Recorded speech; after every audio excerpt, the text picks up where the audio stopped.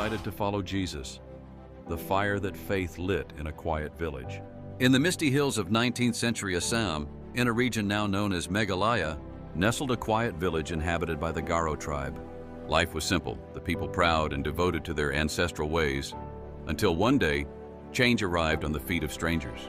They were American Baptist missionaries, weather-worn and full of a strange and stirring message about a man named Jesus. They didn't come with swords or threats, but with compassion, prayer, and a gospel that spoke of love, sacrifice, and eternal hope. At first, the villagers resisted, but not all. Among the first to embrace this new faith was a man named Nokseng, a humble villager with a heart stirred by truth. Together with his wife and children, he decided to follow this Jesus. He laid down the old beliefs, lifted up his eyes to heaven, and began living a new life, one of prayer, kindness, and quiet boldness. But in a land where tradition ran deep, his decision lit a firestorm. The village elders, angry and afraid of losing their spiritual hold, brought Nokseng and his family before the tribe. A crowd gathered.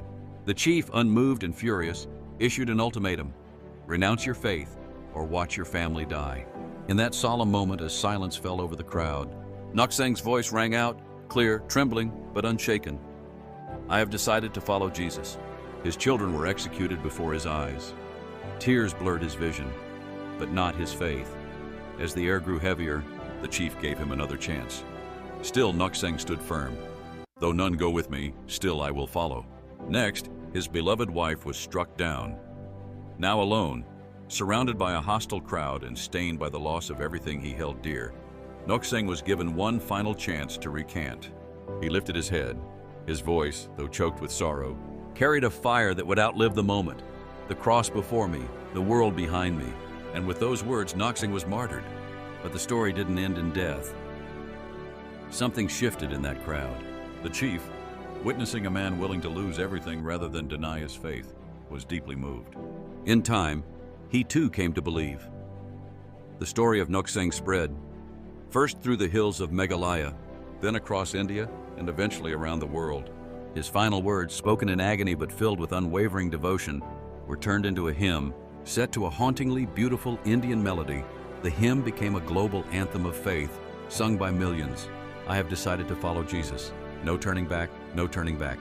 And so, from the blood-stained soil of one village martyr, a song was born. A song not of death, but of victory. A song that reminds us still, no matter the cost, the cross is worth it. I can never turn back. It's already too late. It won't make sense. Where am I going to? It's already too late. I've already come too far.